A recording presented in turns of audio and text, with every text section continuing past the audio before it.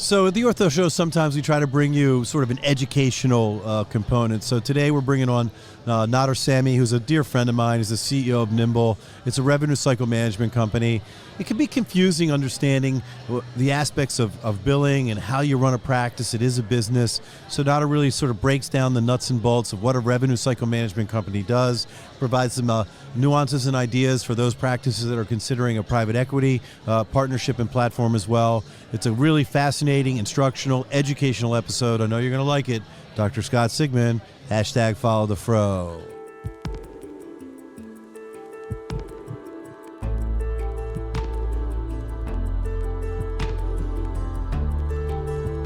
From Medical Media, this is The Ortho Show.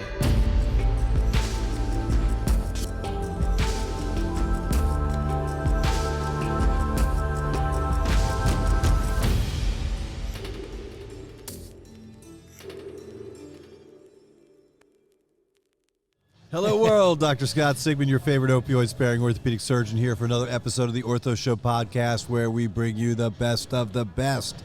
We are the voice of orthopedics, and we're always thrilled to bring new concepts and ideas. We have a very close friend of mine today, Doctor, I'm giving you a doctor That's now. all right, I'll take it. Nader Samii is the CEO of Nimble. Nader, what a pleasure it is to have you here, brother. Appreciate Thank you, Doctor. Excited to be here. We're always, we've gotten to know each other quite well. We spent a lot of time at Becker's at the healthcare meetings there. You always put on such a great show there, Thank brother. With just one superstar after another, you seem to know them all. But such a pleasure to be here. So we really want to talk a little bit about you as we sort of work on in and how you got to the CEO of a revenue cycle management company. But you're an Indiana boy. Michigan boy? Michigan went to school boy. in Indiana. Oh, but you're okay. Never mind. I got the Notre Dame part wrong, I guess. We're going to get you there. All right, so you grew up in Michigan. So are we okay with Michigan State or Michigan? What's going on with Sharif Boucher on this? Michigan State's a hot mess right now. Yeah, there's a lot going on there. A lot going on there. There's no good outcome in the near term there. We'll figure it out. And we're always happy to see Michigan lose. Yeah, and even though my wife went there. That's all right. Go Blue, not so much today. All right, but Notre Dame, what an experience, right? Notre Dame must have been such a great school. Yeah, fabulous. It's a special, magical place, and I would go there 1,000 times over. You must be a smart guy. It's like everybody's like a valedictorian from their high school that gets in there. That's great. So, and then from there, we got a little connection because my son Caleb is a junior at University of Wisconsin in Madison as we speak. Gotta love Madison. Yeah, it's a great college town. Yeah, doesn't get better. Great college town. So you did a joint law and an MBA program? I did. All right. So what was that all about?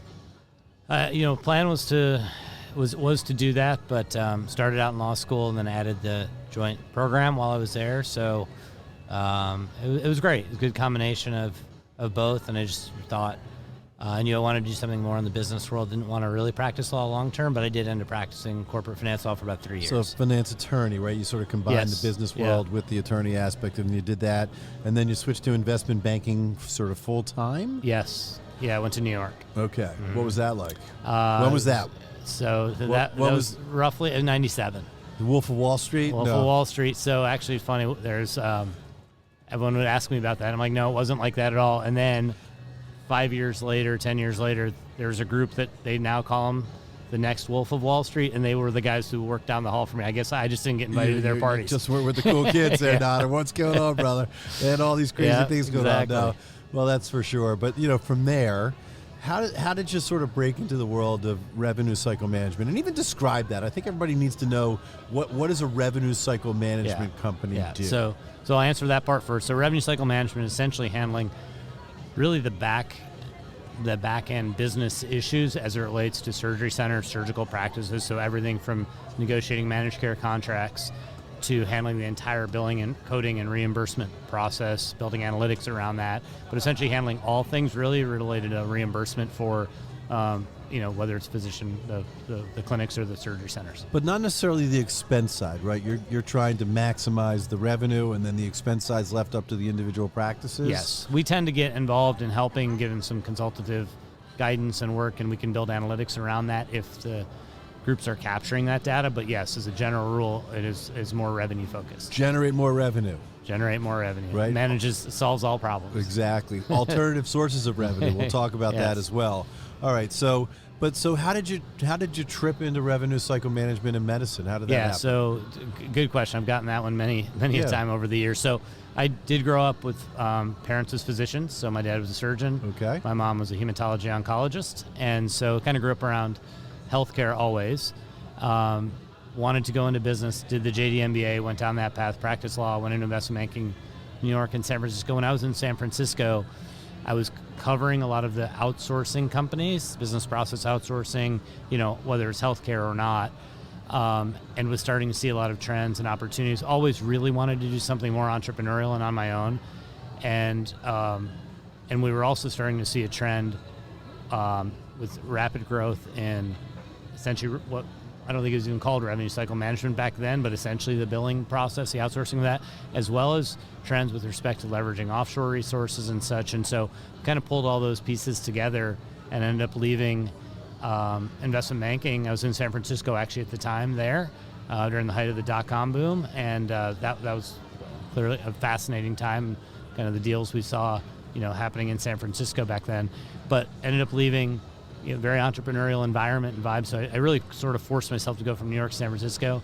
to go from working on multi-billion-dollar deals to very startup-y environment, because I knew that it would kind of help put me in that kind of creative mode and in that environment. So ended up leaving and starting a company. And actually day one, it wasn't actually designed to be revenue cycle management. It was kind of leveraging broader outsourcing. And then one thing led to another. I met someone at Stanford and Medical Center, and we landed them as our first client. I mean, you think revenue cycle management within medicine is so ridiculously complicated, right? It is. I mean, I take a look at the vendor list of the insurance companies, the commercial payers. I mean, it's like most businesses like, okay, a cup of coffee is this is, this is where you get paid and how the money comes in. I mean, we probably have 100 different insurance companies that have 100 different rules, and whether they pay or they don't pay, and how do you keep track of all that? It was an analog world, when you started, but now it's, digital has to have helped significantly. Yeah, no doubt. And it's actually funny you say that it's complicated, because I would say, years ago, you'd sort of hear medical billing, a trained monkey can do it, it's super easy, simple, very commodity business.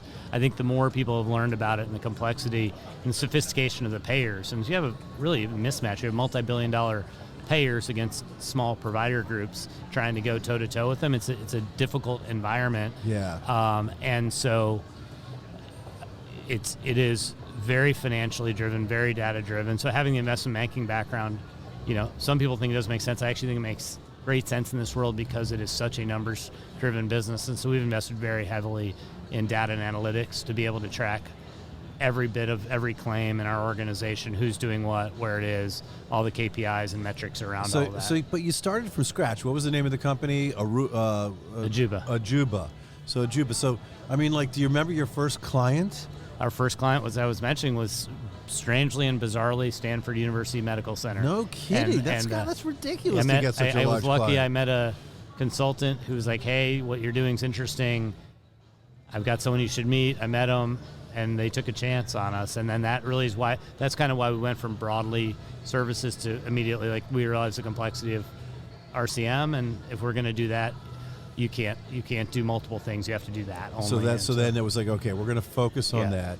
And you get one of the largest client bases you could possibly have as your first client. Yes, so that helped. Right, that helped a lot, right? So that you can generate some revenue, you can hire some people, you need some infrastructure, and then you started going after regular routine practices at that point? So that was the first business. So we had practices as clients. We had we partnered with some of the big McKessons of the world and did some components of their work, and we did some work with health systems. We had UCLA.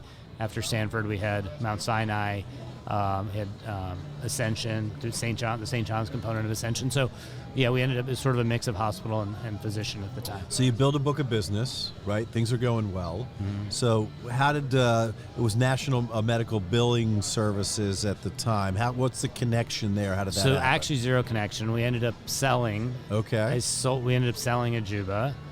There were four of us that had co-founded that organization in 2000, and so we sold in 2006. I stayed on for a couple of years with my employment agreement, left at the beginning of 2009, and I took that year to figure out what was next. And that's when I ended up meeting Lisa Rock Yep, you know And Lisa well. yeah, and so we ended up coming together and acquired the company in April of 2010. Fantastic. So you had to take a year off based on the contract of selling the business. Yeah. Once that was over, you were allowed to just jump back in again and start to revenue cycle management all over again. Yes. All right, fantastic. So you and Lisa, now Lisa had an existing book of business at that point. Yes. And Yes. then you guys have sort of taken it to the next level. Tell Yeah, us so where at the we time, are. so when I acquired the company, Lisa's done a great job of building the business, and it was about a 35-person company, and then we just kind of went to work together. And if you look at a lot of our senior team today, a lot of those folks were with us when That's I acquired awesome. the company 13 years ago, and they've done an amazing job of growing and scaling. And so today, fast forward, we're 1,700 employees. Now you did a little private equity action in there somewhere. Yeah, just Tell a us little about that. So I would say a little less than 3 years ago, 2 years, 8 months, we were getting ready to go to market, and the firm who I ended up partnering with had been talking to me looking at a software company in our space, and they ended up not getting that deal, but learned a lot about the space. And I had known them before and just kind of re-engaged and spent multiple conversations and time with them. And they called back and said, hey, we're really love the space, love you guys, and all of our consulting work is showing us software and services are the two hot, RCM services are two hot areas in the surgery center market, and would you be interested in engaging? And I was getting ready to go to market in a few months. So I said, well, give you a couple weeks and we'll see if we can work something out. And we did, and so I skipped the go-to-market process, and we struck a deal, and we closed within 60 days, and that was January of 2021. I'm just going to sit here next to you, and hopefully, like, somebody walks over and gives us a deal right now. I'm like, come on, dude. Like, literally, you get Stanford for your first client, for your first business, and, like, not having to go to market, which is such a pain in the ass, and all of the concept and process. Yeah. And so have you been able to maintain control? I mean, how much do they take when they come on in? So I did sell majority stake. I had significant majority. I sold majority stake to the firm. It's been great, wonderful partners. They're very supportive. $10 billion fund of assets under management fund, so large. They've got plenty of capital to deploy. We've done 4 acquisitions last year, and so they've been great, supportive, and helpful, Good. partners. So it's good to hear that the relationship it's all is been good. Positive. Yeah. That's great. Now let's talk about the rebranding, because I think that oftentimes does happen when you go to market. You bring in it's a good opportunity to sort of do that. So how does national medical billing go to Nimble? I'm fascinated by that. So there's a little bit of kind of historically, a lot of people will refer to us as Nimbus. Okay. For NMBS. Sure. And so there's a little bit of a tie there from Nimbus to Nimble. So a little bit of a nod to the old from that perspective. And then really at the end of the day, when we think about who we are and who we want to be, is someone that's agile in this market. And certainly in surgery and surgical center, it's an agile market. So as double well. entendre, we like that. Yes, exactly. And so that, an innovative and just being able to adapt to the changing environment, which is rapidly changing. So we just felt like it kind of fit Nimble in a lot rolls of ways. off the tongue. It's 2 syllables. National Medical Billing Services. There's a lot going on there. Yes, a lot but going you got to spend a bunch of money rebranding every we did. single piece of paper Yes. and thing. Has Sign to on your change out. building Sign and- on your yeah, building. It's not an yeah. inexpensive move, Right. but it does. It opens up the doors for a potential new business because it's a new concept and idea. It's it's engaging. Yes, it was great. So the thought probably kind of engaged, went through the process. Do we keep it simple and just go to National Medical? Because we had acquired 4 companies, and so we were, continue to be broader than, and broadening what we have always done. So one was just shrink it down to that and kind of keep, to your point, a lot of the consistency or rebrand. So we made the decision to rebrand, partially to, we acquired 4 companies. We wanted everyone to feel one versus, just becoming part of us. And so that was part of it. And then also just, I think, the energy, having something new and fresh, something different, and set yourself up for, the future. And it I think it went really well. And what was very interesting, and again, we live in a relatively smaller market between surgery centers, surgical practices, that it didn't take very long for it to become just what people are calling us. I thought it might take longer, Yeah. and it doesn't seem like it has. No, that's So awesome. It's gone well. Really, really happy for you. Good for you. All right, let's talk about some of the nuts and bolts Yeah. of what happens with revenue cycle management. There's not a single practice manager, physician, or ASC that isn't struggling to come up with ways in which they can generate revenue. So give us some ideas of some alternative revenue streams, both for surgical practices as well as for ASC. Yeah. So some of these will be, probably basic and obvious that most people are doing. But the first one that probably moves the needle the most is if you don't have a surgery center, be thinking about a surgery center. And if you have a surgery center, really be evaluating your surgeons, their caseload that's happening outside of, whatever surgical case they're doing, where are they doing them? How much is inpatient, how much is it at the HOPD setting, and how much is at your own ASC, or how much might be at other ASCs? Because if you can figure out ways to capture as much of that within your own family, that moves the revenue faster than probably anything else you can do.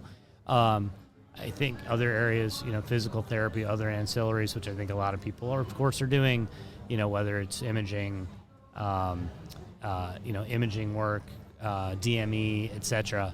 But one area I actually wanted to ask you about a little bit, and we're seeing a lot of, there's controversy back and forth, but some of the, regenerative medicine, right, stem cell, PRP, etc. So I'm not a clinician, so I don't take I'm not taking a view on it. It's certainly a way that we are seeing centers generate additional revenue, challenging from a reimbursement perspective. And people, raise questions on, efficacy, et cetera. So I'm just kind of curious your view as a surgeon on some of those things. Yeah, I think that orthobiologics are here to stay. Anybody that says that there's not evidence to suggest that PRP or BMAC works is just not doing a good enough job paying attention. And we don't like to use the stem cell word. You're not allowed to use stem cells. That's a 4-letter word in orthopedics because literally the FDA, there is no orthopedic indication for a stem cell at the moment. So you got to be careful with that. But the patient pay model is something that most patients are comfortable with, right? There's high deductible plans, there's PPOs, there's HSAs, where people now understand that they have to pay for a part of their medical experience. As a chief medical officer and founder of OrthoLaser, we deal with that on a routine and regular basis. But the point is, I think that patients want to be out of pain, and they're looking for a source to get out of pain, and being able to, if they have to pay for that option to be able to move around pain-free, as we like to say, to champion their personal success, most people are willing to do that. And so I definitely think it is an excellent alternative revenue stream. Orthobiologics, bolt-ons for OrthoLaser too. We'll give a little shout out to us. But no, I think that there's a lot of opportunity there and doctors have to just recognize that. Yeah. So, that I think is one of the larger areas in terms of possible revenue boost. There's medical tourism. There's adding additional physician extenders. But those are some of the, I'd say, kind of the big topic ones. And it's funny with private equity, we've rolled through private equity. My private practice is now part of the Spire platform, and a lot of those things that you're talking about, they really emphasize, right? Because, in order for a private equity platform to be successful, you have to show that it works, right? We're going to reduce cost and expense and hopefully generate additional alternative revenue sources. But physical therapy, imaging, these things that you're talking about, owning an ASC, you got to own an ASC right now. If you don't own an ASC, you're missing out on a huge opportunity, right? ASC, that's where everybody wants to go. So, completely agree with the concepts and ideas that you're discussing. So spot on, for sure. So let's talk about, how about internal operations and the revenue cycle, the specifics, like what can happen inside the practice that you guys can help to generate on the day-to-day operation side? Yeah. So the first part I'll just kind of hit on, which is a little bit outside of our scope, but we see and kind of can point out and help is just the efficiency of how you're running a surgery center, OR utilization, staffing costs obviously are outrageous these days, so being very efficient on how you're handling those components, hours of operation, all of that to make sure that you're really being thoughtful about how you're setting it up. Because if you do those parts wrong and you handle your revenue cycle beautifully, you're still in trouble.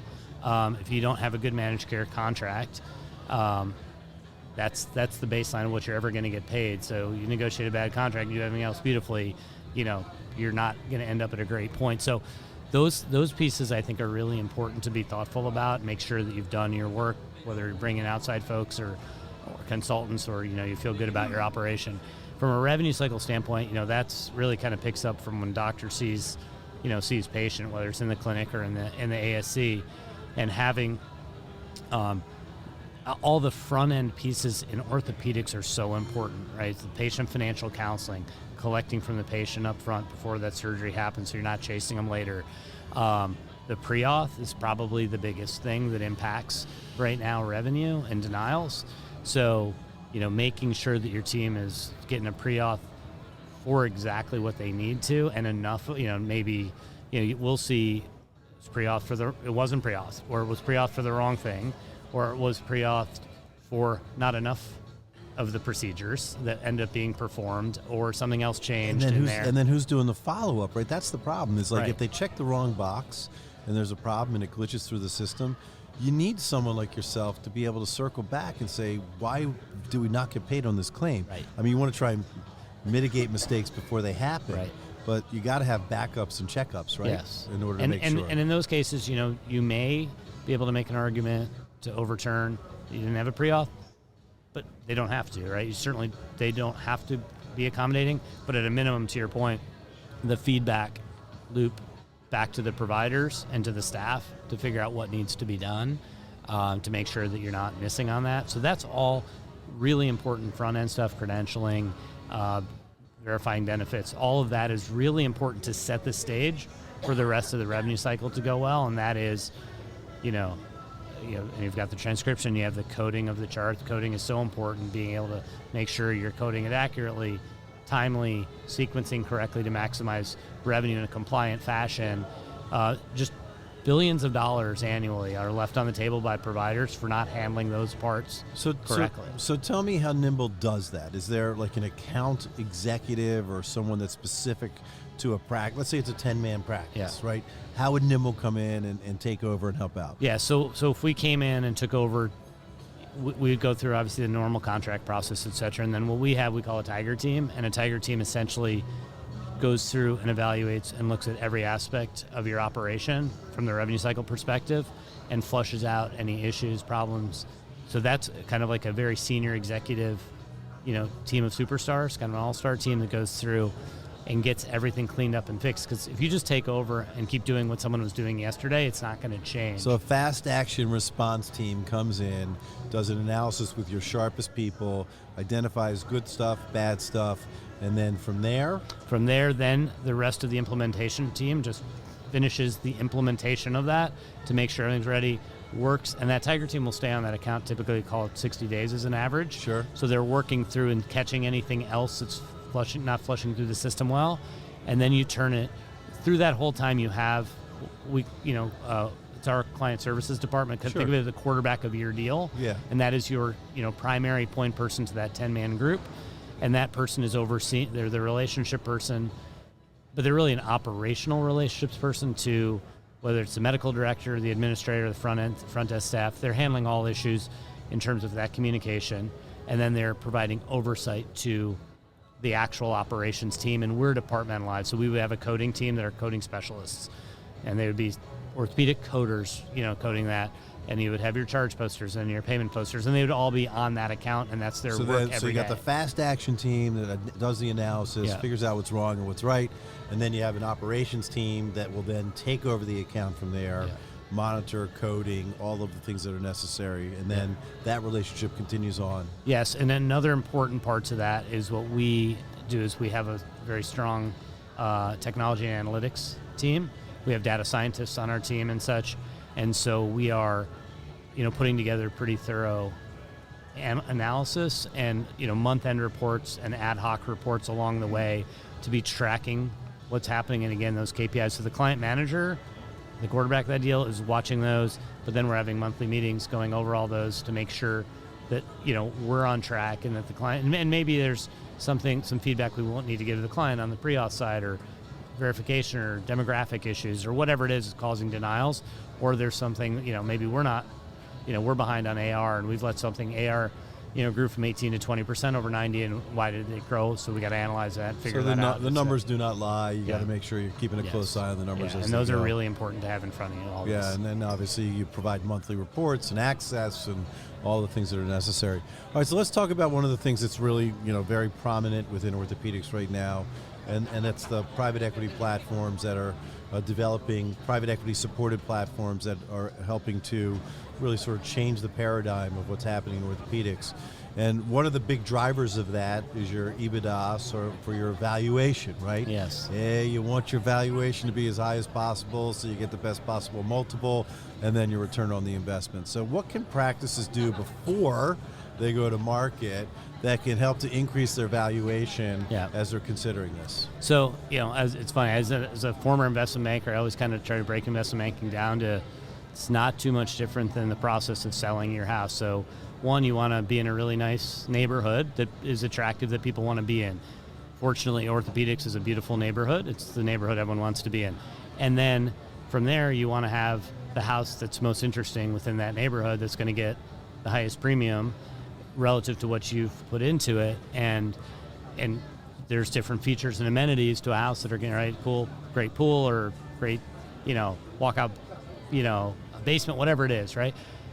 In this scenario, it's the same. Some of the things we talked about on the revenue stream. So if you're thinking about your practice, the things that will drive valuation the most is your revenue growth and your EBITDA margin and your EBITDA growth. Gross margin also is very important, but I would say most important is your revenue growth and your EBITDA. So if you've got a path that's showing 20% revenue growth organically, and your EBITDA is growing at even faster clip than that 25%, it's going to be very attractive versus someone that's at 3% and 2% growth in those areas. And how do you do that? You do it by, a lot of the things we talked about before. ASC, physical therapy, imaging. Yeah, and we're obviously recruiting the right surgeons, doing the right kind of cases, being thoughtful about how you're utilizing your time, right? Whether it's in an ASC, certainly what cases are going in there, analyzing the reimbursement per case, and profitability per case, all of those things. But yes, all those other components are the elements that will help drive you there. And look, you might be like in a situation where saying this requires a lot of capital, right? Building an ASC, this is actually why we want private equity. Okay, so do what other things you can on that list that's not capital intensive, that can allow you to drive top line growth and your EBITDA up to the best possibility, and then you can lay out the picture for them about here's all the things we can do with your capital. Yeah, exactly. I mean, a shovel in the ground for an ASC does not add EBITDA to your practice, right? Takes away. You have to literally have the ASC. It takes away. It's an expense. Right, exactly. So really identifying the low-lying fruit that can increase the valuation as you go to market. But you're right, it's like the chicken or the egg, right? Well, we want to build an ASC, we want to add 5 partners, but we don't have the capital to do that. That's why we want to go into private equity. So you just have the appropriate expectations, right?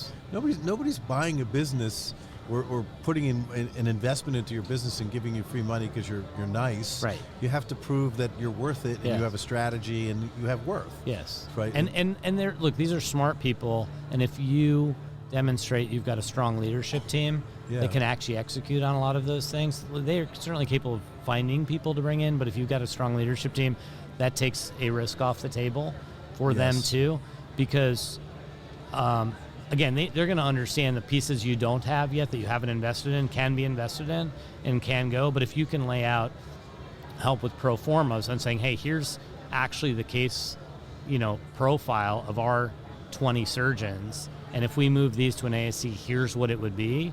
That's a pretty easy analysis. It doesn't cost very much money or time. Just being thoughtful about it, that can help kind of create that story. It's all about a narrative and a story to create the vision for what this can be.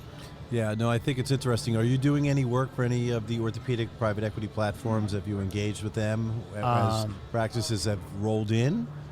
We are for some. Probably leave names out. No, of course. But yeah, yes, we are for some, and we're in conversations with many others. So what do you think, here's another topic, I'm just throwing it up there. I know we didn't discuss it beforehand, but the remote therapeutic monitoring codes that have developed these new CPT codes seem like an alternative revenue source as well, which is interesting because you can use it for home physical therapy through Limber.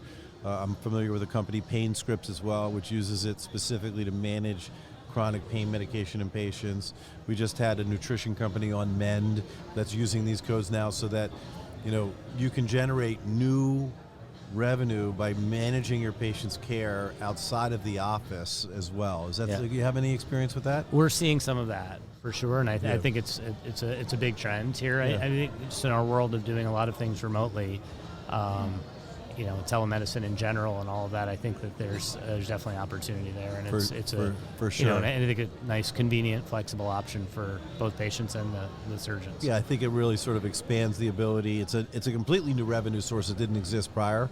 I mean, there is some labor intensity associated with it. You may have to hire somebody to help out. Although some of these companies provide the concierge service with it, so that they do all the work, and then they just send you the billing and you bill for it, which you're still monitoring and helping the patient. So tell everybody where they can find you guys. Where is Nimble right now? How do people identify where you are and what's happening? Here in the show? Well, anywhere that's it. Here at the show. So here at the show, we're on the exhibit hall. Got a great booth, of course, as always. Yeah, we're in the exhibit hall and excited to be here. Excited to be on the show. And then just in general, our website is nimblercm.com, and all of our contact information is there. But we love doing this. We love working with talented surgeons who do amazing work, and we really get excited about finding ways to help them make more money and capture all the money that they are deserved from the work they've done. And too many, again, billions of dollars annually are left on the table by providers because, again, it's a mismatch. It's a David versus Goliath, and David doesn't win very often. We're always the 3.4% reduction for Medicare again going into next year. It just seems like every day we're asked to do more, we're getting paid less, and the worst thing you can do is do the work and leave money on the table. You deserve it. You've worked hard. We're healers. We're caring for patients. Patients appreciate the work that we're doing, and thanks to companies such as Nimble, like yourself, you can help these physicians who may not have all of the resources to identify ways in which they can capture as much revenue as possible. Yeah. Well, thank you. It's a pleasure having you on, Brother Nader. I always look forward to seeing you, and I still have my memory of shaking Eli Manning's hand at Becker's, and I said to him, listen, Eli, I'm still not over the helmet catch. He looked me right in the eye. He's like, dude, you guys won like 7 Super Bowls. Isn't that enough? No, it's not. No, never enough. Well, especially this year for the New England Patriots fans, we're not going to be too excited, I don't think, this year, but we'll see. But keep up the great work that you're doing. We really appreciate. And what I really like best about Nimble is the give back that you give at this level too. At the societies and the meetings and at Becker's and here at OSET. You don't have to do that, but it's a way in which you're engaging with us and providing some extra fun, and we really appreciate you. Awesome. Well, thank you, Scott. Appreciate it. Happy to have you on. This is Dr. Scott Sigman, #FollowTheFro, host of The Ortho Show. Till next time.